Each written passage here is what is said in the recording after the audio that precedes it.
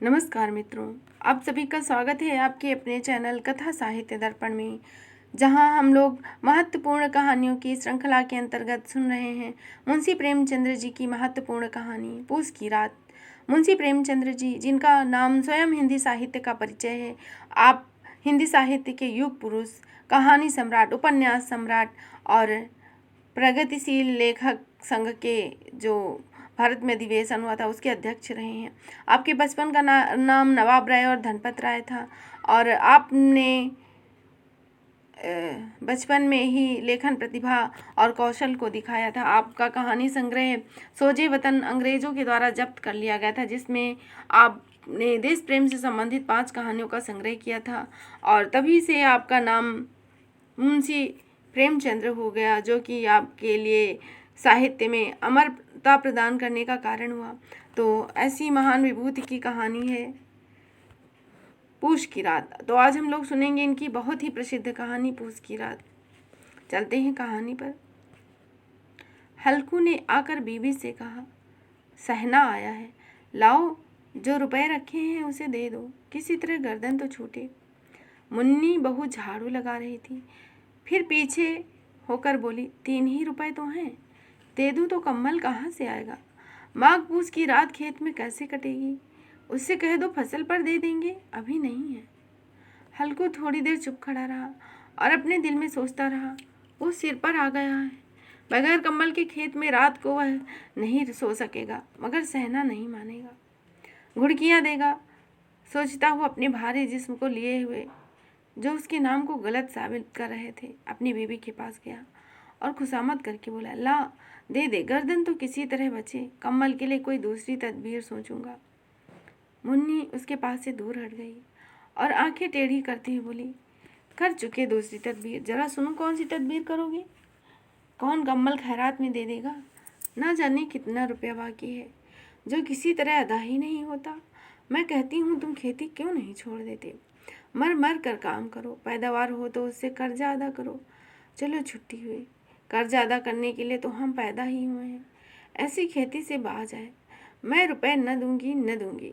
हल्कू रंजीदा होकर बोला, तो क्या गालियाँ खाऊं। मुन्नी, गाली क्यों देगा, क्या उसका राज है। मगर यह कहने के साथ ही उसकी तनी हुई भौहें ढीली पड़ गईं। हल्कू की बात जो दिल दहला देने वाली सदाकत में थी, मालूम होता था कि वो उसकी जानिब टकटकी बांधे देख रही थी। उसकी ताक पर से उसने रुपए उठाए और लाकर हल्कू के हाथ में रख दिए।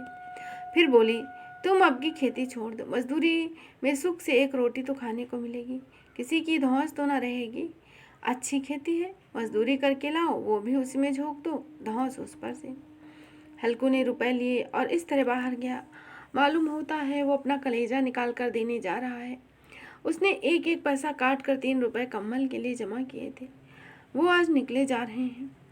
एक एक कदम के साथ उसका दिमाग अपनी नादानी और बेजारी के बोझ से दबा जा रहा था। पूस की अंधेरी रात, आसमान पर तारे ठिठुरते हुए मालूम हो रहे थे। हल्कू अपने खेत के किनारे ओक के पत्तों की एक छतरी के नीचे बांस के खटोले पर अपनी पुरानी गाढ़े की चादर ओढ़े कांप रहा था। खटोले के नीचे उसका साथी कुत्ता जबरा पेट में मुंह डाले सर्दी से कूं कूं कर रहा था। दोनों में से एक को भी नींद नहीं आ रही थी। हल्कू ने घुटने को गर्दन में चिमटाते हुए कहा, क्यों जबरा, जाड़ा लग रहा है। कहा तो था घर में ब्याल पर लेटा रहो, पर तुझे यहाँ आना था, अब खाओ सर्दी, मैं क्या करूँ। जानता था मैं हलवा पूरी खाने आ रहा हूँ, सो दौड़ता हुआ पीछे पीछे आ गया, अब रो अपनी नानी के नाम को। जबरा लेटे लेटे दुम हिलाता हुआ अंगड़ाई लेकर चुप हो गया। शायद वो समझ गया था कि उसके कूं कूं की आवाज़ से उसके मालिक को नींद नहीं आ रही। हल्कू ने हाथ निकालकर जबरा की ठंडी पेट सहलाते हुए कहा, कल से मेरे साथ नहाना, नहीं तो ठंडी में ठंडे हो जाओगे। ये राण पछुआ हवा ना जाने कहाँ की बर्फ लिए आ रही है। उठूं फिर एक चिलम भरूं, किसी तरह रात कटे, 8 चिलम तो पी चुका। ये खेती का मज़ा है, और भगवान ऐसे हैं कि जिनके पास अगर जाड़ा जाए तो गर्मी घबरा कर भाग जाए। मोटे गद्दे, लिहाफ, कम्बल, मजाल है कि जाड़ा गुजर जाए। तकदीर की खूबी है, मजदूरी हम करें, मजे दूसरे लूटें। हल्कू उठा और गड्ढे में जरा सी आग निकाली और चिलम भरी। जबरा भी भौंक उठा। हल्कू ने चिलम पीते हुए कहा, चिलम पिएगा? जाड़ा तो क्या जाता है, जरा मन बहल जाता है। जबरा ने उसकी जानिब मोहब्बत भरी नजरों से देखा। हल्कू ने कहा, आज और जाड़ा खा ले, कल से मैं यहाँ बियाल बिछा लूंगा, उसमें घुस कर बैठना, जाड़ा न लगेगा। जबरा ने अगले पंजे उसके घुटनों में रख दिए, उसके मुंह के पास अपना मुंह ले गया और हल्कू को उसकी गर्म सांस लगी। चिलम पीकर हल्कू फिर लेटा और ये तय किया कि चाहे जो कुछ अब की बार सो जाऊंगा। लेकिन एक लम्हे में उसका कलेजा कांपने लगा, कभी इस करवट तो कभी उस करवट। जाड़ा किसी भूत की मानद उसकी छाती को दबाए हुए था। किसी तरह न रहा गया तो उसने जबरा को धीरे से उठाया, उसके सिर को थपथपाया और अपनी गोद में सुला लिया। कुत्ते के जिस्म से मालूम नहीं कैसी बदबू आ रही थी, पर उसे अपनी गोद में चिमटाने में उसे ऐसा सुख मालूम हुआ जो इधर उसे महीनों से नहीं मिला। जबरा शायद ये ख्याल कर रहा था कि बहिस यही है, और हल्कू की रूह इतनी पाक थी कि उसे कुत्ते से बिल्कुल नफरत न थी। वो अपनी गरीबी से परेशान था, जिसकी वजह से वो इस हालत में पहुंच गया। ऐसी अनोखी दोस्ती ने उसकी रूह के सब दरवाजे खोल दिए। उसका एक एक जर्रा हकीकी रोशनी से मुनव्वर हो गया। इसी असना में जबरा ने किसी जानवर की आहट पाई। उसके मालिक की इस खास रूहानियत ने उसके दिल में एक जजीद पैदा कर दी, जो हवा के ठंडे झोंकों को न की चीज समझ रही थी। वे झटपट उठकर छप्परी के बाहर आकर भौंकने लगा। हल्कुल ने उसे कई मर्तबा पुचकार कर बुलाया, पर वो उसके पास न आया। खेत के चारों तरफ दौड़ दौड़ कर भौंकता रहा। एक लम्हे के लिए आ भी जाता तो फौरन ही फर्ज अदायगी उसे बेचैन कर देती। 1 घंटा गुजर गया। सर्दी बढ़ने लगी। हल्कू उठ बैठा और दोनों घुटनों को छाती से मिलाकर सर को छुपा लिया। फिर भी सर्दी कम न हुई। ऐसा मालूम हो रहा था कि सारा खून जम जाएगा। उसने उठकर आसमान की ओर देखा। कितनी रात बाकी है। वो 7 सितारे जो गुंबद की भांति घूमते हैं, अपना दौरा अभी खत्म नहीं कर चुके। वे ऊपर आ जाएंगे तो कहीं सवेरा होगा। अभी 1 घड़ी से ज़्यादा रात बाकी है। हल्कू के खेत से थोड़ी देर दूर के फासले पर एक बाग था। पतझड़ शुरू हो गया था। बाग में पत्तों का ढेर लगा हुआ था। हल्कू ने सोचा, चलकर पत्तियां बटोरूं, उनको जलाकर खूब तापूं। रात को कोई मुझे पत्तियां बटोरे देख तो समझे कि कोई भूत है या कोई जानवर छिपा है, मगर अब बैठे नहीं रहा जाता। उसने पास के अरहर के खेत में जाकर कई पौधे उखाड़े और उसका एक झाड़ू बनाकर हाथ में सुलगता हुआ उपला लिए बाग की तरफ चला। जबरा ने उसे जाते देखा तो पास आया और दुम हिलाने लगा।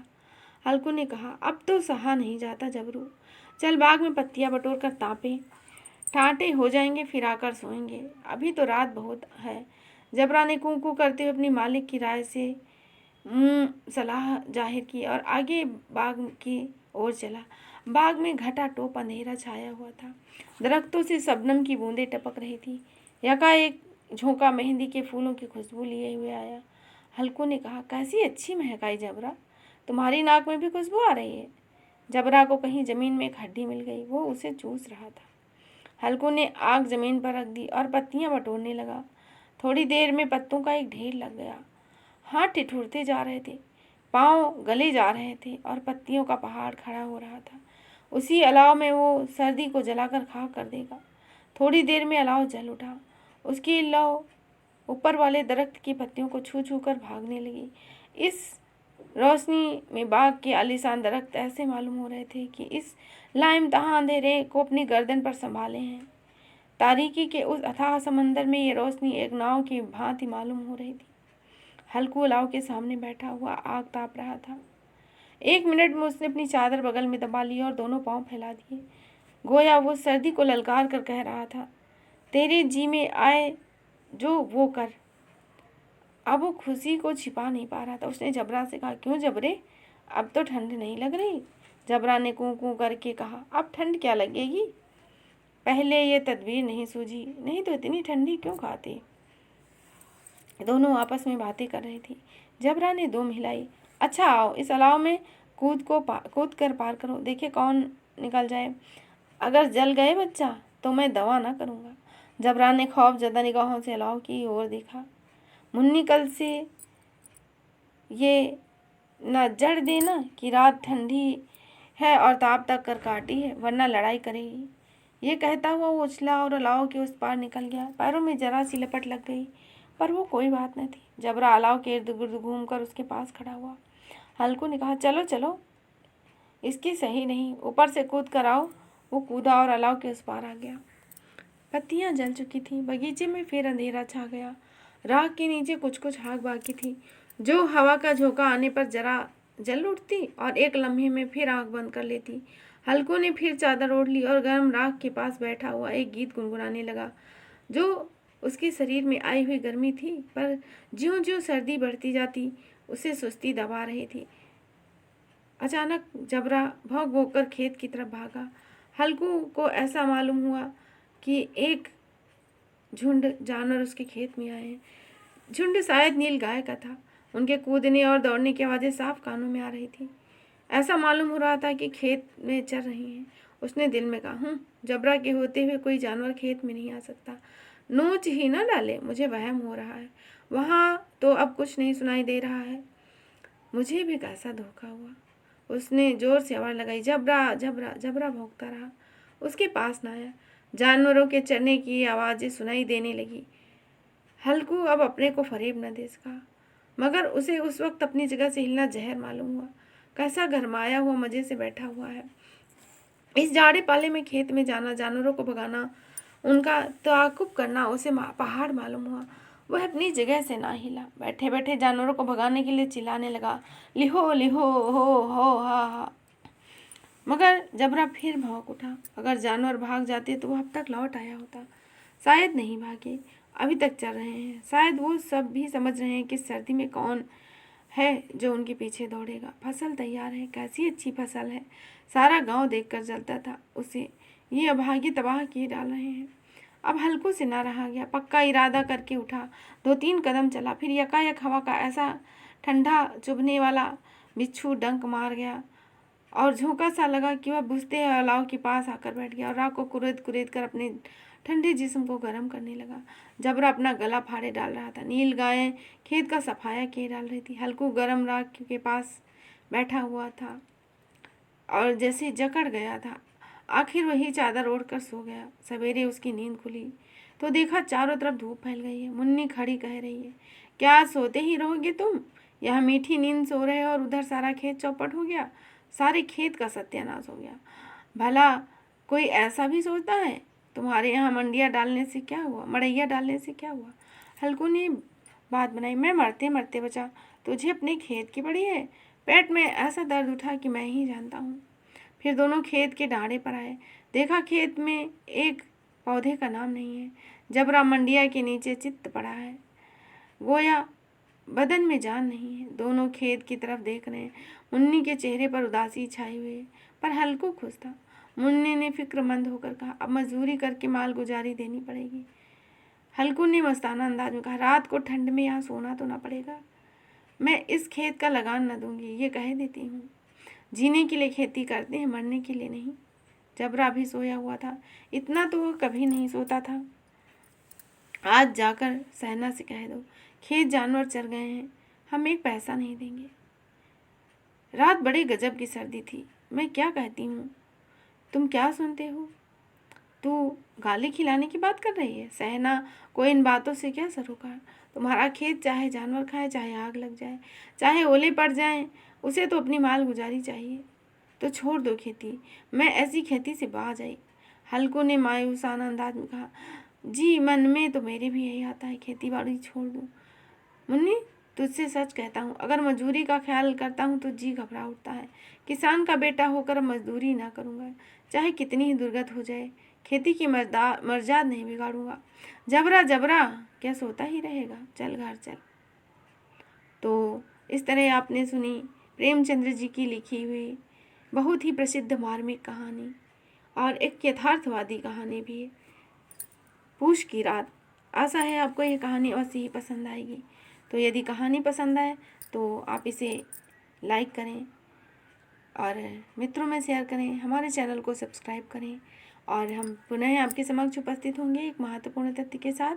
तब तक के लिए धन्यवाद आप सभी को। पढ़ते रहिए, अध्ययन करते रहिए। आप सभी से एक विनम्र निवेदन है कि हमारे चैनल पर विभिन्न पाठ्यक्रमों में लगी हुई बहुत ही महत्वपूर्ण कहानियों का लगभग 200 कहानियों का संकलन है, रेखा चित्रों का, आत्मकथा, संस्मरण का भी, यहाँ तक कि यूजीसी नेट और असिस्टेंट प्रोफेसर के पाठ्यक्रम में लगी हुई महत्वपूर्ण कहानियों का संकलन हमारे चैनल पर मौजूद है। तो आप उन्हें अवश्य सुनें, लाभ प्राप्त करें। पुनः हम लोग फिर उपस्थित होंगे महत्वपूर्ण तथ्य के साथ। तब तक के लिए जय हिंद, जय हिंदी। धन्यवाद।